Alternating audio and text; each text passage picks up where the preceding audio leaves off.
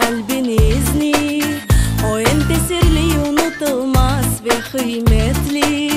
Kıvanç getirir ve ağlatır, gönlünüzü ağırtırır. Bu en acayip, unutulmaz ilk sevginiz. Kıvanç getirir ve ağlatır, gönlünüzü ağırtırır. Bu en acayip, unutulmaz ilk sevginiz. İlk sevgi başımıza bir kereden gelir. O getirir sizge şenliknen ham keder. Başınızı aylandırır, kalbinizni sarhoşlatır. Bu en acayip, unutulmaz ilk sevginiz. Başınızı aylandırır, kalbinizni sarhoşlatır. Bu en acayip, unutulmaz ilk sevginiz.